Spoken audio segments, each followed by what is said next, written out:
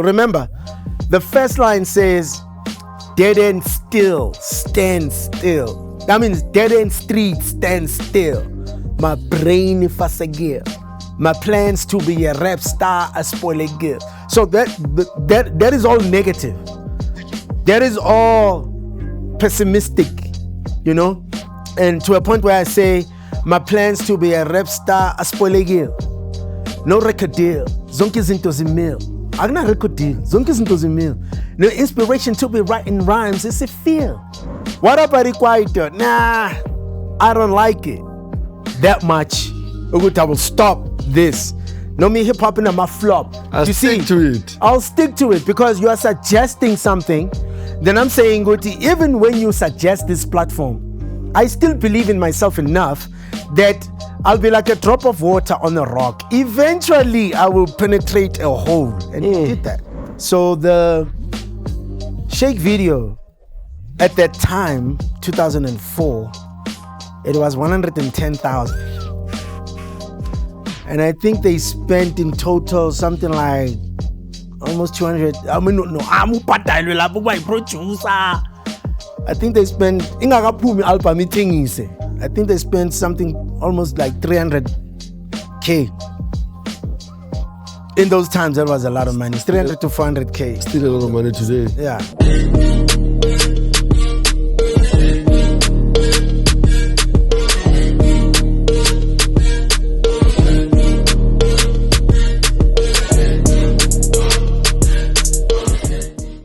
Say, Yes, boss. you were from the beginning. Yes, sir. The club, Selvin and Shiman. Mm-hmm. What was going on? Yo, thank you so much. Ah, man, now I can wake up. Itada. Where did you meet Shimani and how did you guys navigate the underground? So, I must explain the backdrop of that time zone. Okay. Babo. Everybody that came to this temple or this pilgrimage, ne? We all experienced one thing, wherever we were from, you were probably one or two people in the neighborhood that was getting it, like hip-hop wise, rapping, and everybody looked at you funny. Yeah. So when we met at that place, It was like, finally, there's another part of everybody would be friends because we understood the level of how you were distanced and misunderstood. Even from Kojarten Koluna, about understanding you're king to you know, that kind of thing. So there was that time where you're okay, you listen to hip hop only one in your room. That time we had Walkmans and stuff. No one would want to listen to Nkadime because they're just not connecting with what you're listening to anyway. So all of us had that experience, you know. It's kind of the same when I heard Tito Limax, Babu Waure. We were at a call center. And a call center, you are supposed to be answering calls and you get emails. Your inbox is rhymes. It has nothing to do with your work. And when you meet another rapper who says, I went through that, it's like, I know exactly what you went through. So that was the era we were in a sense. He was called a punk lapa Pumakon. Nami lapa Pumakon so bizama punk. The word punk simply means you listen to too much American. You know. So we met Goli Club. And I don't know whether it was Q's or Lee Club at that time. So we just connected, man. And there was this thing, Yaure, why should we only want to rap in English? Why can't we hook up our own lingo? But there must be a formula in it. Like when you rap in Venek, Inges Wagal, or you put a Zulu word there or a it must be seamless. It must just be seamless. And that was our thing. He was the only one who couldn't do that. Because what will happen is a guy rapping in English, when he puts a Venek word, then he pronounces the Venek word the Venek way. And it kind of like, it's uneven, you know, that kind of thing. So he was seamless in the way we practice how to pronounce words. as a matter of fact. So we clicked. Yo man, I like that guy. He was funny. He just understood, like we just had chemistry. Like when we were on stage, I know exactly what he's about to do, and I'll just compliment it. Even when he was the first person to pick up and learn my rhymes just as quick. So by the time he backs me up, the ad libs, he adds flavor to a point I will stop rapping. I'm like, yo, you know, that kind of thing. So that was the kind of chemistry we rolled with, and we became friends. We became brothers. Our parents knew each other. That kind of thing. Slept You guys over from the my same hoods? No, really. We're from Soweto, Pume Orlando, mina Pume Pimvini. Sure. Zone 5. Zone 5. So early club, there was a lot of English rapping. Sharp. Yeah, there was a lot of that. So we were kind of like that other branch with all Ababa Pume Soweto Gutle, because ukumbule hip hop is expensive, man. Like the boots that you had to wear, even Dr. Martens at that time, which we called whack, because go up and see Randbeck, where we got Timberlands and Dickies. Sure. Kind of looked like a Timberland, and we didn't tell anyone where to get them, and they were quite cheap. So when Das FX came out, that was the look. So that is expensive. The Van Gogh thing, cross colors. There was a shop not far from Lee Club, Naf Naf. Naf. I remember. That stuff was not cheap, Joe. Yeah. Naf Naf was competing with United Colors of Benetton. And that was not cheap. So because back when we cheese boy, so hip hop would be associated with urban and all that stuff. So scarce. So that little difference, we thought, we're not talking to urban people anyway. So let's just do our vernac rap. And that's when we started feeling comfortable with doing that kind of stuff. And then Lee Club, you must bring two people here at the same time.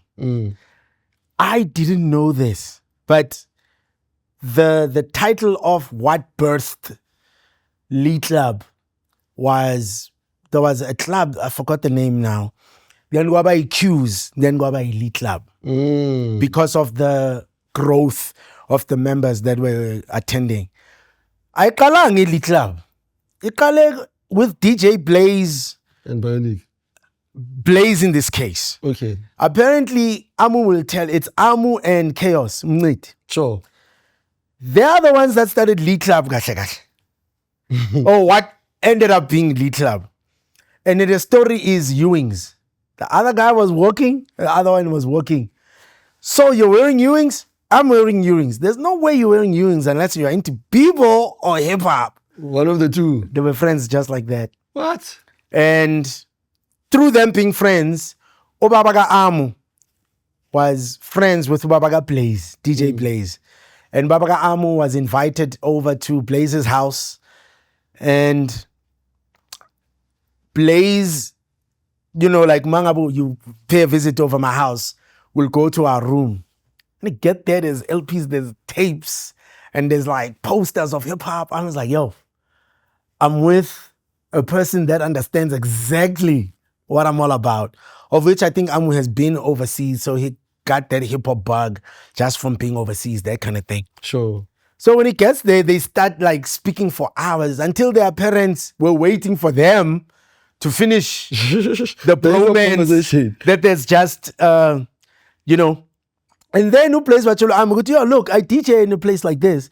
During that time, there would be a time where they play, it wasn't called techno, but they music wa makalad. Sure. On a pace. Sure. Ta, ta, ta, ta, ta, ta. So they would play that and there would be people on the dance floor. Then they will give DJ Blaze, who was a colored, a chance to play his kind of music. But hip hop. Guess how many people were on the dance floor? Everybody, it was during the time where we don't listen to this music. Oh, it's not our kind of thing. Then they will give you space. And some will mingle. And it was during the day. And two people were on the dance floor. It was Ami and Chaos. After that, they went to school to say, yo, we're at this place, because there are other people that they knew that they love hip hop. But Babies are to that place, and that thing went exponential. It grew fast. Then they moved from that place. If you say Hill Pro in Dawakon, Moved from that place, I a Q's. Q's was not that far from Lee Club. And then Q's got too small. Same setup. We used to share an hour. Now it's an hour for this. During the times of 0 Hour Zone. You remember 0 Hour Zone would play that high tech, discotheque kind of disco music, and then basically hip hop. So it was that kind of vibe. It's for this audience and that audience, and they will cut, and then basically cut say hip hop. So we used to enjoy hip hop for like 2 hours, and then after that our time was done. Then the crowd grew, and we were given space with this is your space. Then that's when Lee Club got born. Now it's all about hip hop. How many hours was Lee Club now at this stage? Used to open, okay. So. And why during the day? Here's what, no, because we were kids. Like there were 14-year-olds, 50. I think the oldest person would be, there used to be a dude, maybe two, Bamapuisa. They used to guard over us. What? We used to be guarded by police so that, because it was attracting all kinds of riffraff. You know, even a street kid who just likes hip hop can get into Lee Club. Next thing, Petit Umese, and he can, harm if there's an argument, of which there were those kind of skirmishes. But because we were young and it was during the day, 4 o'clock, is it 4? I don't know whether, 4 o'clock, Bivalo. So you couldn't get to Lee Club, nje. Kumbulebek in a star school, those who used to go for those Saturdays classes, and then those who are at home, we used to watch Teen Summit. Because Teen Summit, you'll get a little dose of hip hop. Then your mind is all about hip hop. Then I think it'd be Vulang 11 o'clock, then until 4 o'clock during the day.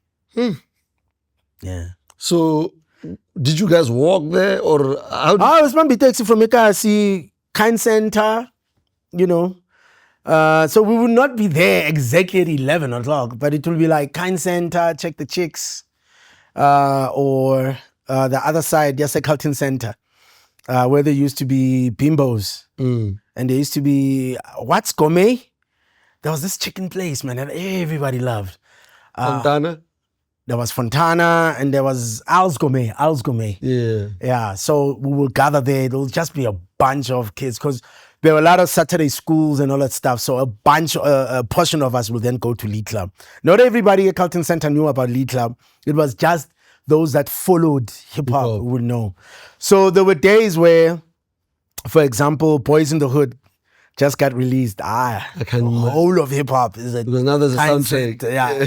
So now we are all, and then we used to get so hyped up with those movies. I remember we watched South Central with our boots, and we used to have beef. Namahobo. I don't want to call him that, but street kids. Because obviously they think Singamapanka. So they would mug us and stuff like that. We watched that movie like, do they dare? We're stomping them with our Timbs.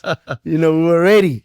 Yeah. So it was those couple of hours, and a lot will go on in those couple of hours. At what point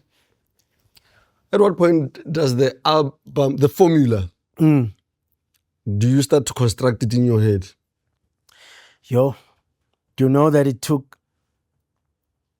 11 years for me to be in the studio from the Lee Club days until my mindset was in formula mode. And what really prompted formula mode was, I don't know if anyone has told you how hip hop became an industry here. No. Bad Boy T, Lee, and Sansa, they called us during the time here Repectivity Jam. I think the only people that had released original songs or tried an album was these guys from Zimbabwe. How can I forget their name? They were kind of like Das FX. And the guys from Togoza or East Rand, Bra Music guys. Bra, Kiboman. Do you remember them? I know those are the only. There was Kalishnikov and those guys. There was like a duo. Yeah. I think there were triplets. Like there was 3 guys who were rapping, and they took some song that was made in the UK about something music. Whenever I change my lyrics, pra music. But I don't even remember the first line. Bra music from the township. Something like that. But during that time, those are the only guys that had done original music. Tina Basapeta Repectivity Jam. Because Tina Kumbule were underground, like hardcore, listening to NWA, Wu-Tang, and all that stuff. So we haven't recorded anything. So that is 93. 2003. That's 10 years. We have never, let me speak for, I've never recorded an original song that is mine.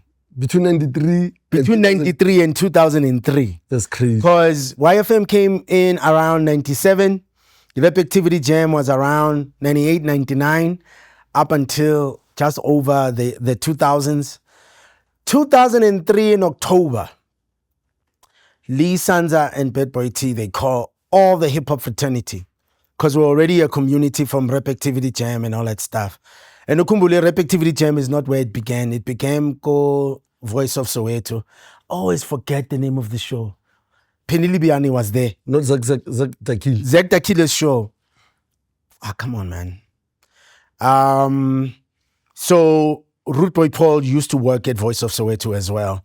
And he will fill up for Zach on that show. So when he got an opportunity, he started Repectivity Jam. And it kind of like we were feeding on both. So it's been too much. Repectivity Jam, in simple terms, is Jam L. You know, you just rap over someone else's beats. It's kind of like Sway. You just drop a 16. So we haven't done that. And they called us and say, yo, look, 2000 and... it was October of 20... No, am I correct? No, it was October of 2002. And they said in March of 2003, we need you guys to have made quality music. They gave us the criteria, and we've got a show for you that will play only your music within that 3 hours every day. But we don't have content, you know? And when we started supplying the music, everybody left there highly zooted up to say Amo had already started working on his album. Mine was not even a concept yet, but the concept got birthed because Amo was now accelerated to say, I need to finish this album by this time. I need to know what will be my first single. And that's when everything just fell into place. Satlangana no Proverb, and attention was... Satlangana through Proverb and Satlangana through Shimani, by the way. For real? Shimani is the one that introduced me to Proverb, and then introduced Amo to Proverb. I'm saying, yo, Shimani introduced me to this boy. So, and then there was just an acceleration to say, yo, we gotta get ready, because the mandate, there was 40 of us in the room.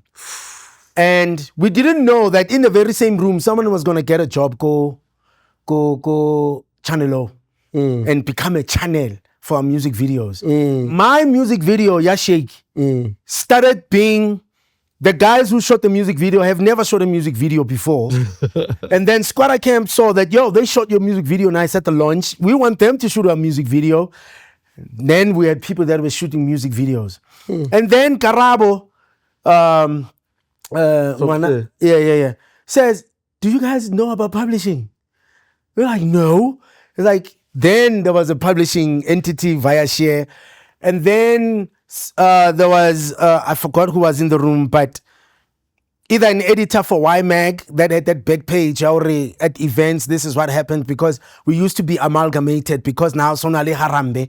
So we would be at shows where we mingle with these Kwaito guys. And so that back page kind of showed us, we need to have a section where we tell you who's buzzing. These guys are on a come up and all that stuff. So there was someone doing editorial for hip hop. Then Hype Magazine started saying, we will do a full 30-page out of you guys. But none of that was there before Harambe started. Because Harambe started playing our songs. YFM was so influential that Cozy FM used to listen to YFM. Metro FM used to listen to YFM. They were like, yo, there's this buzz, there's this thing that is going on with this youth music, and there's hip hop and all that stuff.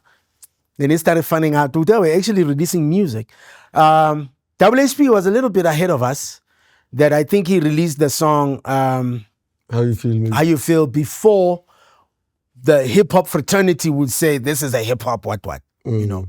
So even people that know WSP was kind of like, it's not one of us. Yeah, no, I know. You know, You used to hate on the whole. because we were too hard. Like, we wanted that Wu- This guy's quiet though. Like, like it's too commercial, that kind of thing. So, and we had beef quite justifiably so. in because- fact, can I give a go before you even finish Yeah, the thought? yeah. There's a line that you say on the formula. I don't like Kwaito. what about Ikwaito? Yeah, what about it Kwaito? So what happened was, during the Rap Activity times, we used to have record execs because not even Rap Activity, go VOS, Voice of Soweto. There was a dude who used to come because Voice of Soweto was popular. It used to bring your Mdu, Bo Trumpisi, and all those quite big, and they were big at that time. So as a record exec, he pushes his music through this platform. And he looks at us with what MT said, Kane Kid, and what Casper is saying about underground rap, or lyrical, biblical, typical. But when are you going to make hits? So the mindset was, yeah, you're talking all this ra ra ra ra ra ra ra. I can think it's music, it's too much. People just want to hear 3 lines and all the stuff. So then you will come and do your thing. So what about Ikwaito? That what about was a suggestion. It was not me saying I don't like it. It was what we were told to say. Remember, the first line says, dead end still, stand still. That means dead end street, stand still. My brain fasagir. My plans to be a rap star, a spoiler girl. So that is all negative. That is all pessimistic, My brain fasagir. And to a point where I say, my plans to be a rap star, a spoiler girl. No record deal. Zonke zinto zimil. Agna record deal. Zonke zinto zimil. No inspiration to be writing rhymes. It's a feel. Then someone says, yeah. What about Ikwaito? Aye, look at my brain stayed still. Your brain fasagil. Go grandy. And I'm like, nah. I don't like it. So it wasn't a thing of we don't like it. It was a thing that don't come with that narrative, Yoguti.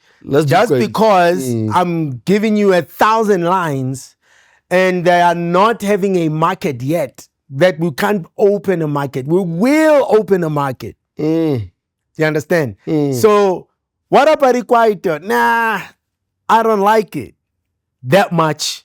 Yoguti, I will stop this. No me hip hop in my flop. I'll stick to it. I'll stick to it because you are suggesting something. Then I'm saying, Goti, even when you suggest this platform, I still believe in myself enough that I'll be like a drop of water on a rock. Eventually, I will penetrate a hole. And you did that. That's what that line was. How did your buzz start? The buzz, because I remember, I don't know if this was a marketing strategy or it was a real thing. There was some sort of a industry strike. Was it done by the 40 people that were in the room? We just wanted to get attention. Because of that line near Kwaito, and because of my attitude, me and Shimani, we were rebels. We were not afraid to speak. And that was what hip-hop was. A lot of times, the whole thing of, even globally, you listen to EPMD, the crossover. You check Vanilla Ice and MC Hammer, they crossed over. They were talking about guys like that. You're just an industry plant. You're not from the underground. In fact, the underground was like a holy grail. It was like... I remember. It was like God lives there in the underground and he just puts angels and he just gives gifts. That's how we glorified the underground. Years later, we're like, nah, the underground is not so glorious, But during that time, hip-hop globally was saying, don't take the art form. We were like jazz musicians, very emotional about it. Very emotional that if you come now and you want to change the culture, because Ukumbulabo KRS-One, they and the school of scholars as a hip hop, they gave us the 5 elements. The 5 elements becomes like the pillars of hip hop. Uguti, there's DJing, there's MCing. You can't have hip hop unless you have this. And they were giving definitions. Uguti, hip hop is not like rap. Just because you rap is something you do. Hip hop is something you live. All that. No record exec is allowed to come and want to change that just because they want to make numbers and money. So that was the main thing. So now, when we came with that strike, it was, don't try to change us and make us pop. You remember the word pop was like, it was such a derogatory Yep. word. Like if, basic cancel you are a pop star. You were cancelled in hip hop culture. Remember PM Dawn? Sure. They came with some nice hip hop tunes. Not even PM Dawn. I'm going too far. Arrested Development. When they came out, a lot of people were like, we still do it today. If Wyclef, we have Shai Qatar. No, Andre 3000, you want to come and play a flute? We cancel you now. You are singing. Yeah, because now you are out. You're way over there. Guma, 5 pillars of hip hop. So we're very emotionally attached to that thing, and we don't want any abstract or out of the box thinking out of that. And that era was just that. So when we did that strike, it was to say, don't be record execs wanting to make money out of this genre that is growing, and you want to change it. Allow me to be me. It will work. And we're forever at loggerheads with record execs still today. Now, the saddest part is you dropped that Shake video, and was the underground happy? There was a little bit of, they will never be happy. And I think it's not a hip hop thing. I think it's a touchy thing now. Like I seek it from the source. Why is it always a problem when now you're thinking I have to be progressive here? And the first thing that you're gonna do, and the reason why they say they were unhappy is because the only way you could be successful is now you're thinking masses. I'm not thinking rappers only. What does Casper say? Says Gumashowa, there's not 40,000 rappers here. It's people that are having jobs. It's people that are married, that are, aspiring to be something. They're the ones who buy tickets. They don't care about punchlines and all that stuff. Which is an irony, takes us back to that what about Ikwaito line, because that's what the execs were saying. What about Ikwaito?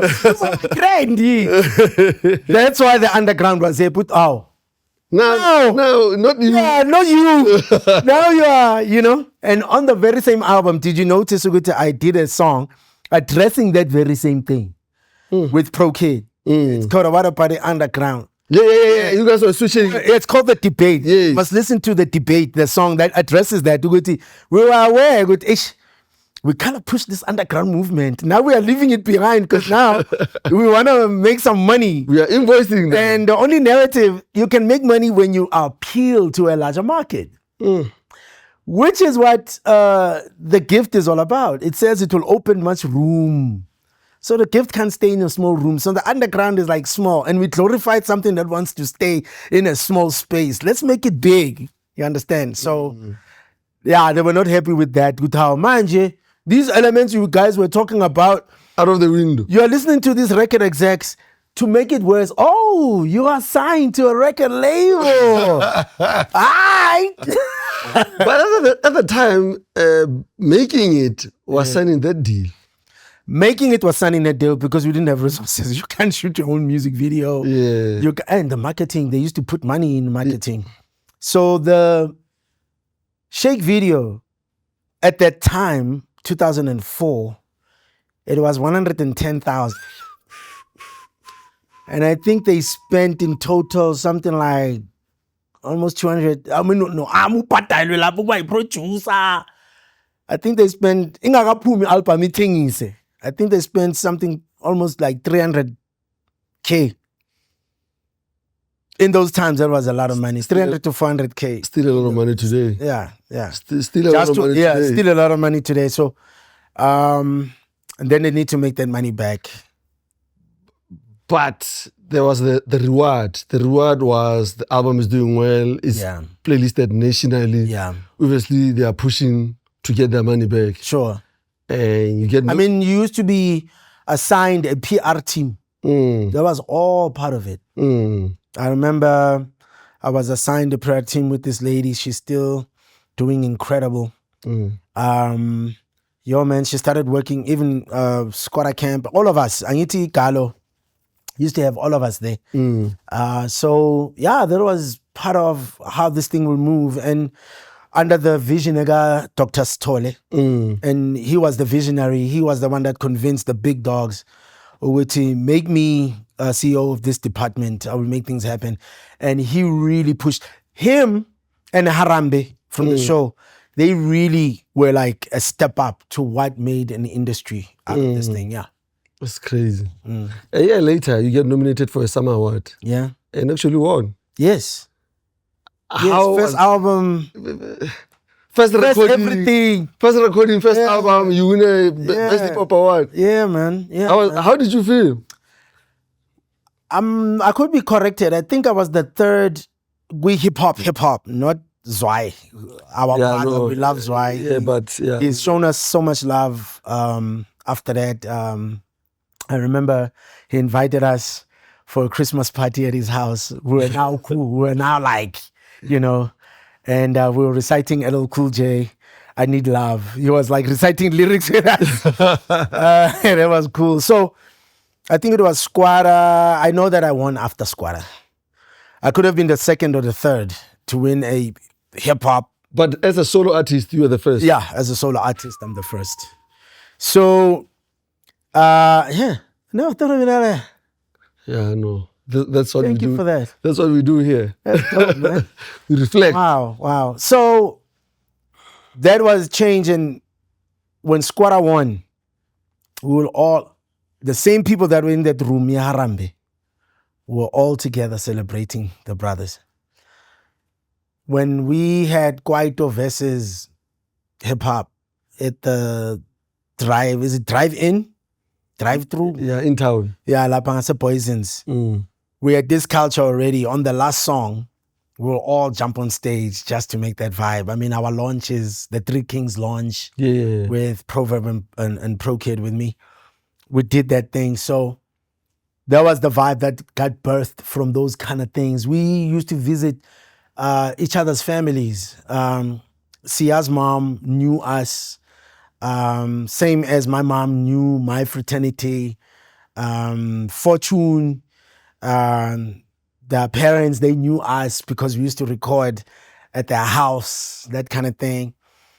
So it was that family affair. Kumbule, we were getting gigs now all together. When we had the first gig go Zoo Lake, it was all of us together. When we had Kappa versus Josie, it was all of us together. So winning awards, we were all together and all that stuff. So me winning, the brothers came to support. We had a big lunch, Rako packing, that was just us celebrating and all that stuff. And that's why even today you can call Sugar Smacks for favors or to say I need this. We don't have to speak all the time. But that brotherhood is more like family now. You know, so yeah, man. It was that.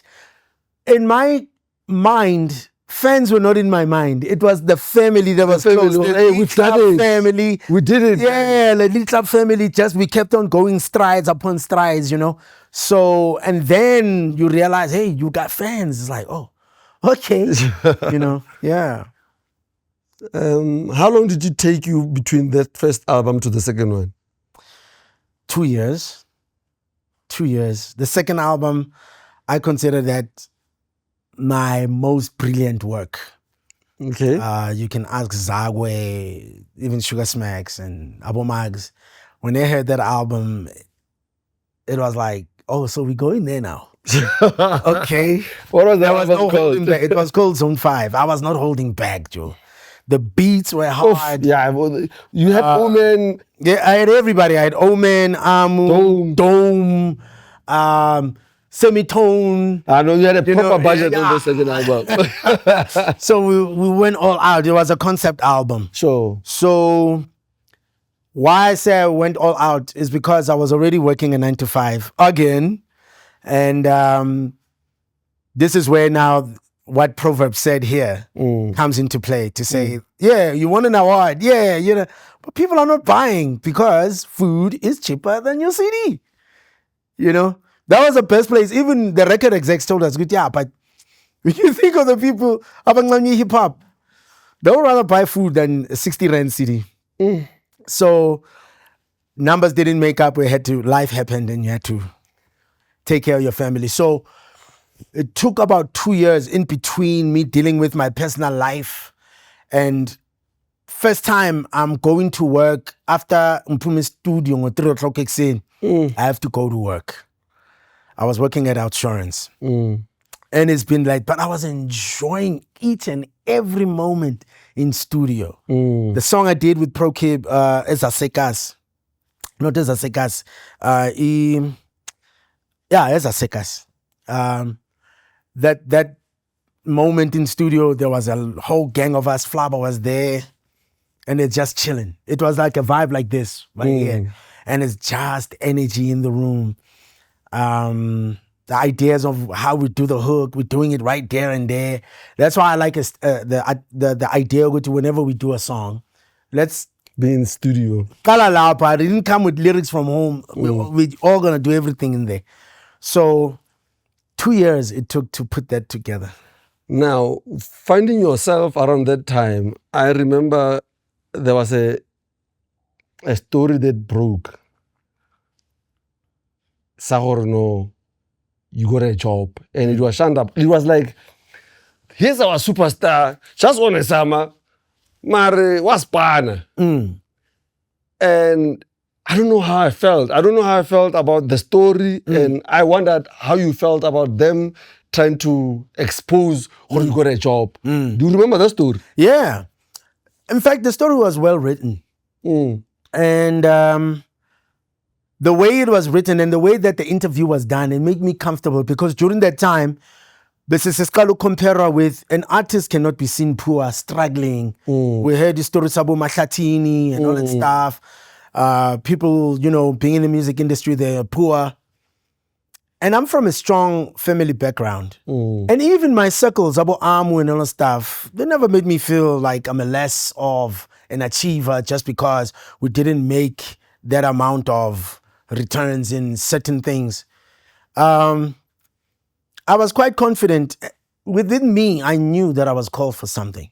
There's someone going through the same, and I knew there was a bunch of us going through the same thing, but they will hide. While you have already done music videos and other stuff. It's like, we stress even for my artists during that time. So I was like, I'll be the voice of the ashamed. There's nothing to be ashamed. You've got family. I've had a kid. I'm grown. I want to get out of the house. And this is the only thing that I can do. I've got experience in this particular area. Let me get a job. So the way that the story was written was like, why can't all of you do it like this? Why must we find you drunk? Why must we find you uyakhala? You are now doing drugs and all that stuff. Why can't you and say, this is life, be resilient and come back to it? When the story came out, people received it well. It was like, I thought I was drowning alone. Guys from the industry, it's like, what you did was very brave. I was like, hey man, we are men. You have to be a man and you need to take care of what you need to take care of. And it was as simple as that. Don't sit in a corner. And through that, then people started calling me pastor and all that stuff. While I was saying, why sit there when God has given you a gift? I didn't know what I'm talking about, our gifts and all that stuff. I know more now, but then I didn't. Why sit while you are still breathing? I've seen my mother bounce, raising all of us, including my cousins. One woman who was carrying abantwana ngasabaka. I'm the only child, Giti. And my mother refused to go, you're not going to get spoiled by being privileged or entitled because you're the only child. We're all going to stay together. We're all going to share things. And she was the only breadwinner at that time. So that rubbed up on me to say, why stress about when I know I can do something about it? And I learned that I'm not the kind of person that gives up too soon. I'm very resilient. When I stay loyal to something, poor or not, I'll stay loyal to it until I succeed, until I see my vision is going to be realized. So that was the more motivation behind that story. And people received it like that. Till today, people still remind me, Guti, you know, I read your article, so that changed my life. To hear something like that, that is quite honorable, man. I'm honored for that. So So, that's dope. yeah. Then Zone 5, I mean, yeah, that's a classic. I mean, the formulas are classic because for me at the time, Yeah. there was nothing like this. Yeah, yeah. I mean, when you did that song, yeah, South Africa, what you wish for South Africa to become. Yeah. Already for me, it was like, this is a dope concept. Sure. And those things were not happening. Sure. We saw them later on. Yeah. But Zone 5 seemed like this was an intentional thing. There was a track about Skrufu. Yeah. There was Panyaza. Panyaza. Yeah. Yeah. So it was a concept album between Panyaza, 1000, No Chabus. Yeah. Tiza and Chiza. Yeah. Those three guys, they used to be in a group, then they fought, then they killed each other, and there was revenge. All those songs are there. There's a song where Panyaza, someone is telling Panyaza's story, and then Panyaza shoots this guy, Tiza and Chiza. And then Tiza and Chiza's dead, Panyaza's alive, and then 1000 goes and revenges. So I did that song with Inshallah from Zulu Mob. Yeah, he did the hook with me. The song is rough, man. Rugged. Yeah, it's like Onyx rough. You know, Onyx first album, that song was rough because those were the times that we're living in. We come from Tebza Mrembule era, you know. We come from Makabasa. We come from all that. Do you know that DJ Kanyani DJ'd my 21st birthday? No ways. That night, Makabasa wafika wathatha bochiro. No. So we come from that craziness. Before you didn't get to the story, how did you afford DJ Kanyani at the time? No, I think he went to school with my older sister. Like I call her sister, she's my cousin. Yeah. Befunda bonke eskela. So bafirstana nala. So bekwazi kumbiza uthi bekesaqala futhi noKanyana kuyi lenkathi zama street bash. Sure. Street bash or kube 6 to 6 esekasi. Yeah. Utaka sound and DJ the whole They night. were the pioneers of that vibe. So it was during that time. So it wasn't so hard to get hold of them. Snap. Yeah. So what happens now? Does the party end? You go to the police station when this... Hey, mfethu, kuphi? People were fighting for guns. Like there would never be a street bash where there's no casualty and it ends well. Lamachita bewezofika. Ish. Azofika azothatha usisi wakho, icherry yakho konke bayafika bayathatha. Snap. Then from Zone 5, what was the next album? Foundation. Foundation was when I was toning it down a little bit. I had found a little bit of a mission to say that I'm starting on a new foundation. I feel a bit grown. I wanted to be a little bit more musical and all that stuff. But that one took about 3-4 years to do. I wouldn't say I was that inspired. There was just too much going on in my personal life, and I felt somehow forced. And I was also switching record labels in Pume Galo. Galo was talking this and that. And then you say Universal, and they're not really giving me what I got at Galo. So my mind is just everywhere. And we try to push through. And then Sizwe, Usiz, he's the one that chose the single, Get 'Em Up. It's like, yo, make this a single. It was forever there when I was recording the album. There's a song which it's close to my heart with me, Stogie now, no Zabs in that song. She must check that song. It's like us just going toe to toe and all that stuff on Foundation. So that was the last album. And after that, my journeys then began. Remember, I was in the studio, I was recording one of the songs. Oh, it's because of the lyrics on that song. What is it called? Are You Listening? The name of the song is Are You Listening? Prophet was like, I'm like, I'm not even talking God, spiritual, anything. I'm just talking enlightenment and something that has to push you to reach some form of greatness. Because I had already met my mentor, Dr. Thabiso Mogano, who is the one that ordained me to be a pastor, and the things that he was saying over my life. And it was very early stages. And while going through that, people were like, when we pastor, they started calling me pastor. And I used to reject that thing. Like, hey man, chill, man. Let's just chill. When I walk into the room, I'm a cheetah, they hide, I'm a cigarette. They looking at phones, they'll be talking about girls on the phone. I just met this girl, and then they hide. And I'm like, hey, relax. And that's when, that thing just over. And it wasn't forced, né? No one said, hey, you need to. It was just gradual. That's in its own time. And the funny thing is, to me, you are still the same guy, but on a certain level in terms of, on a certain wavelength. Yes, sir. About God. Yes. And I was telling Majida earlier, I remember there was a week, at Jeba's house. Yes. I saw you there for the first time after a long time. Yes, sir. Yeah.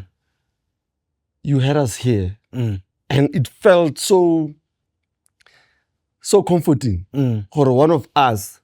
It's so relatable. Yeah. You know the guy. Yeah. You had songs together. Yeah. Yeah. How did it feel for you having to do this to your peers? Talking about that moment, that was a very difficult moment with the way he left us and the things that we used to speak about. I know that he had received Christ. And I know that no matter what you are fighting and what you're going through, you don't receive Christ like that and your battles, they stop. And he was going through all that personal stuff.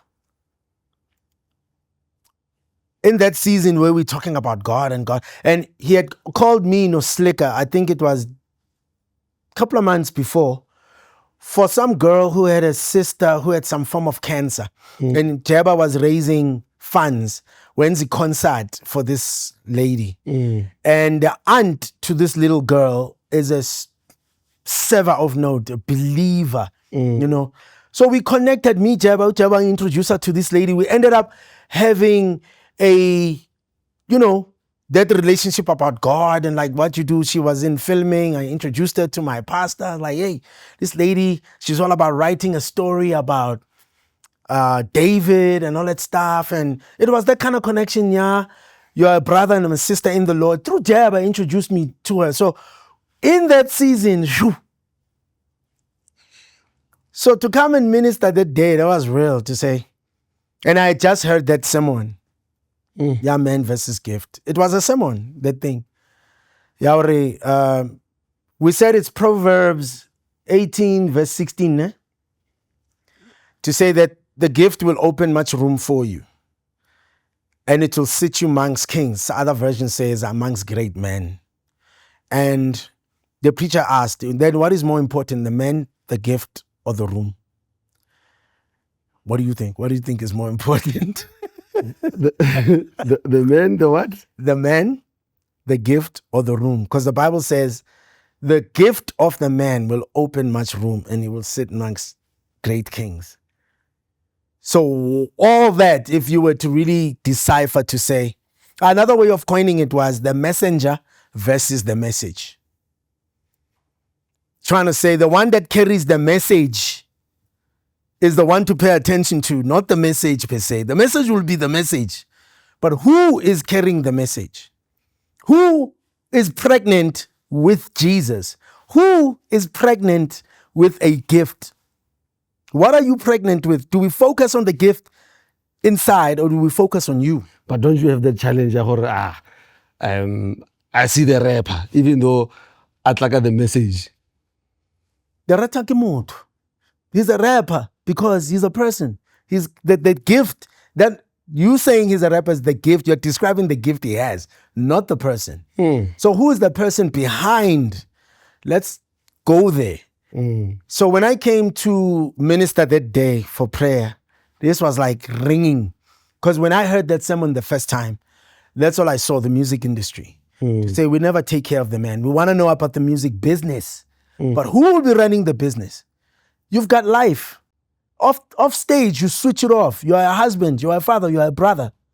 You're not the AKA name, So what happens when you suffer loss, betrayal, things you lose, what happens to you? How do you handle, you still need this gift. And how did the gift get discovered? When did it come out? What kind of background do you come from? What environment, what elements did you deal with before the gift was exposed to the world, before the gift opened that room? So what is more important, the gift, the man, or the room? The man. There's no real answer for that. Because once you say that, he can argue and say, but without a gift. The man without a gift. The other one will say the room. And you say, yeah, well, without the man and the gift, there's no room. Because those are the things that open. But depending on the situation and how you look at it, they are all most important. So the man was here. Life was surrounding him. There were storms. And the gift, there's also another verse that says, God doesn't take back the gift. He doesn't retrieve it back. He didn't take the gift from David. Even when you don't use it? Yeah, even Mike Tyson, he still beat you. No, the gift doesn't. Yeah, he doesn't take. If I have a gift and I don't use it, it's still there. It's just parked in collecting dust. And there's no way you can hide a gift anyway. Even if you don't use it, when I saw yeah, so bonus say try any piece now gifted. Awukang Spanish, nyebulale namang. Less other people are wrong, spot the gift and they want to use it. Then they make deals with you. Because when you don't know who you are, So we can speak about to be in the music industry, to be in, or even soccer players, to be in this industry, you need this and that and that. You need a team, you need that, you need that. One of the conferences they would say, what's the most important thing about a musician and music? Another one would say, forget about the musician. The music is the most important thing. Why? I've been in an era, for example, Istulolga Professor, it's Jezebel. No marketing. The song just did its thing. Because the gift was in that song and it was just spreading itself. No marketing, the song just marketed itself. And someone can say the most important thing about a musician is the music. Then I can come back and say the most important thing about the musician is the man behind the music. And I can say it's the voice. Yes. Because without the voice, well, I will also say that the voice is like the music. But the person that has the voice, how are you using the voice? Because there are certain things that should build your character, battles that you go through. I like what Proverbs said, that he saw the battles that he went through and he could forever foresee the future. Because now we are saying, you left us, you abandoned us. I'm one of those people like, I'm fine. What's she, Antoine? How could you do this? But when you think of it, this is a man who's grown. This is a man who's not emotional about things. This is a man who uses logic. In fact, who uses wisdom. Because wisdom is proper application of knowledge. If you have knowledge, but you don't know how to use it properly, you become stupid with all the knowledge, which kind of takes away this thing, your knowledge is power. Because you're supposed to use this power properly. If you misuse it, then... So, he now sees, I have battles I have to fight for my family. And those battles he wins, builds his character. And that's what it's all about. The man must build his character through tests that you go through. You pass the test, you go to the next level. And that's when we can say, we don't count things that you have done. We weigh things that you have won.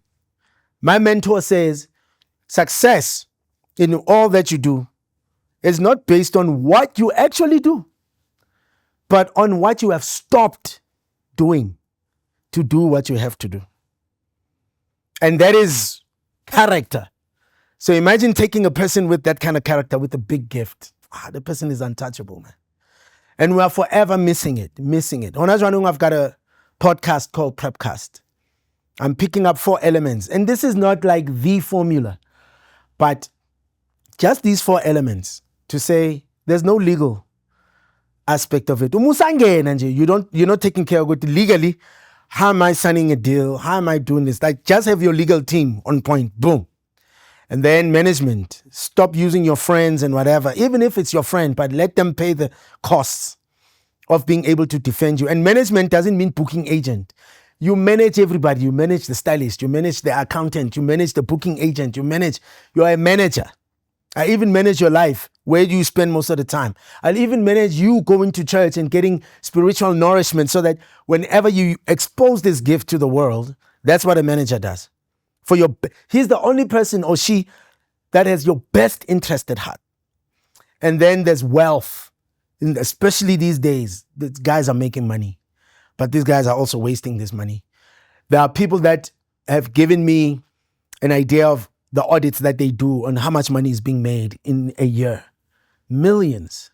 But you never see wealth being sustained or created to grow you.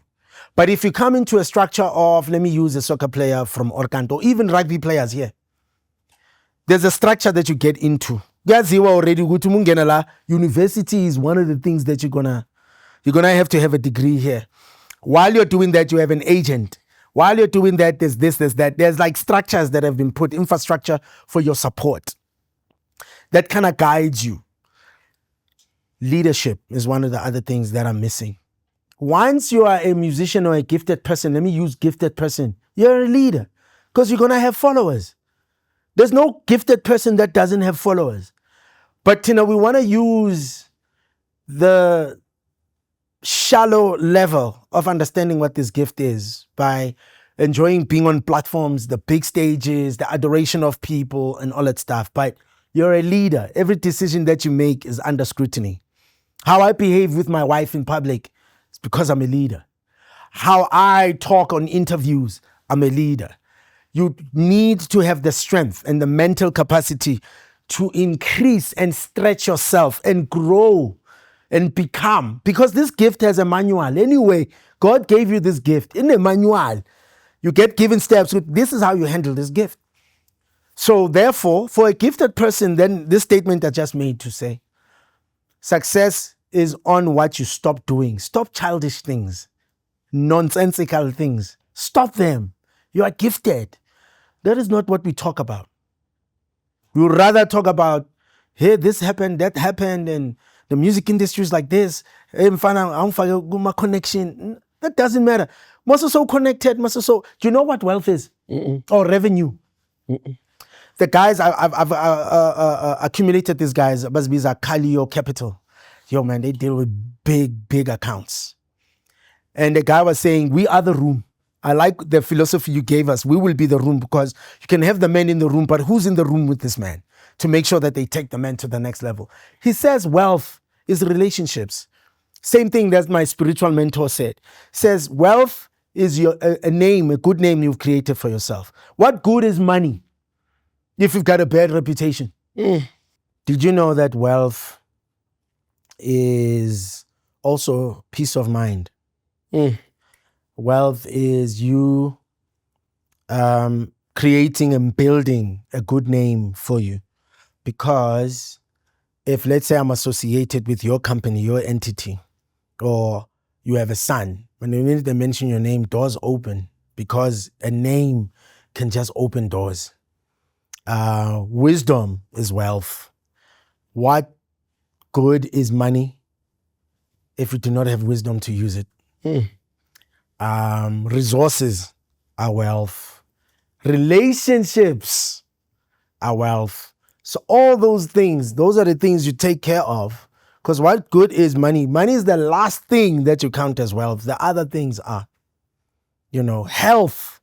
What good is you not having the energy to enjoy the money that you've worked so hard for? All those things.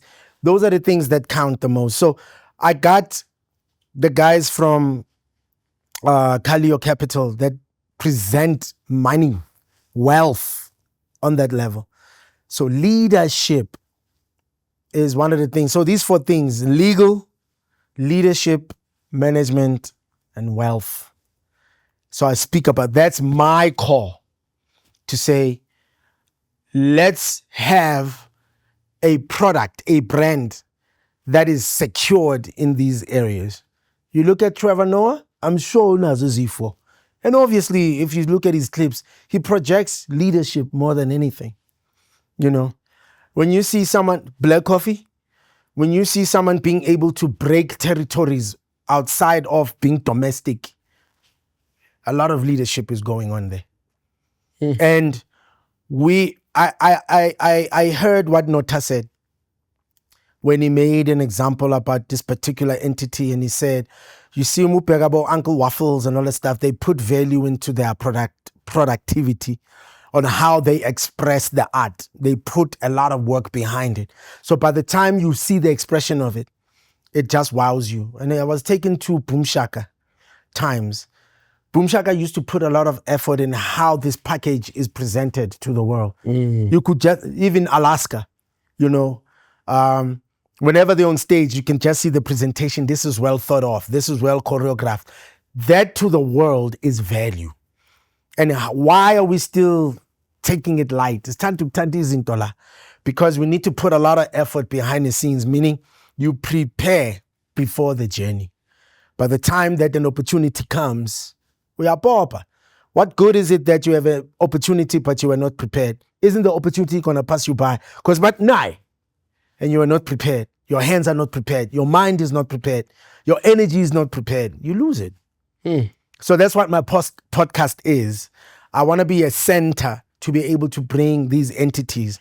If you need lawyers here, if you need wealth creators here, if you need auditors here, publishers here, if you need even psychologists there, because we're taking care of the man.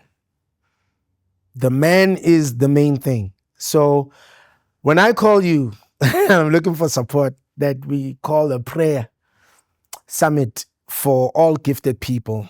And I do have a man versus the gift. I know how to get the person who speaks into my life, a powerful speaker of note. I just want to just give a glimpse of what I'm talking about. The world is changing. You know the story of Noah? When the waters started going down, there was a sermon I listened to again. It was called Age of Emergence. And he says, you see on the Bible, it talks about the tips of a mountain and the rays of the sun were shining on the tip of the mountain. It says that is a sign of a new era that has been opened. New leadership, new systems, new way of doing this. Young people doing things that our era has never been seen because we're in a new era. So we need to be prepared for that new era. And he came in and says, for that era to happen, where are the men? We've heard about women going to a lot of empowerment seminars. Where are men gathering? Not so long ago, he termed a gathering called Heal the Boy, Prepare the Man for the King to Rule. That you are a king now, but you're still suffering demons when you were 13 years old. But you're a king now. And when one trigger, everything that you have built will fall like dominoes or like Lego. Sure. You know?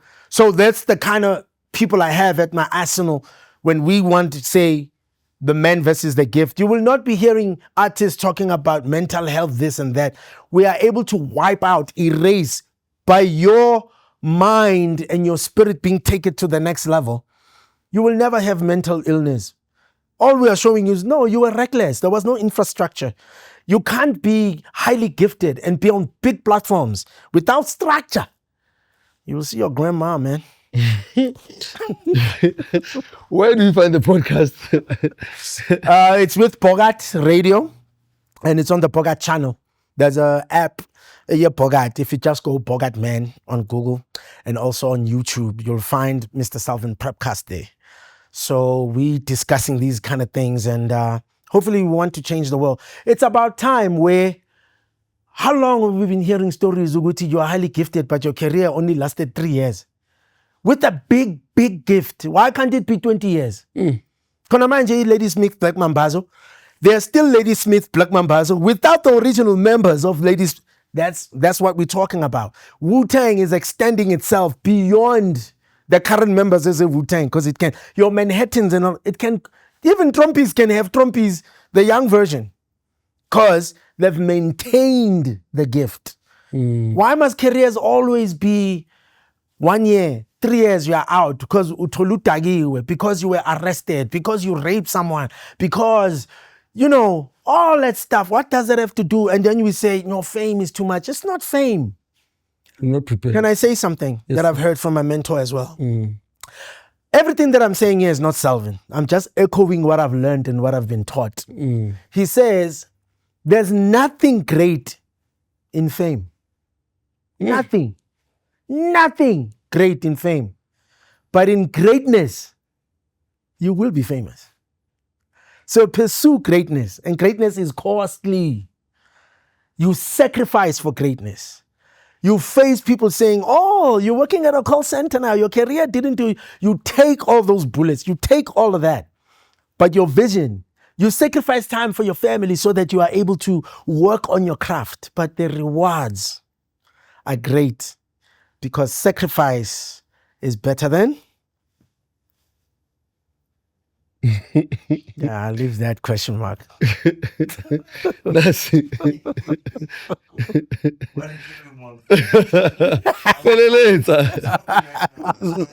Sacrifice is better than. Yeah, let's leave it to them to just. Yeah. Yeah. Commentator, ladies and gents, Mr. Selvin. Pastor Selvin. Oh, Pastor Selvin. Yeah, I was telling them relay kerekeng by default. Yeah. I mean, we're shooting on a Sunday. We've been here the whole day. Yeah. And Pastor Tabiso ulofile. Yeah. But now what endile kereke? Yeah. Yeah. I cannot escape it. Yeah. Rasta wa acceptile Jesu. And Oh yeah? Lovely. Yeah, that's great. thank you so much, kid. It's been a pleasure, man. It's truly an honor to. Yeah, man. It took a while. It took a while. Oh yeah. Yo. But we are here now. I really appreciate it. Yeah, as long as it was worth. It was worth it. Yeah. Every moment Yeah. of it. Yeah. Thank you.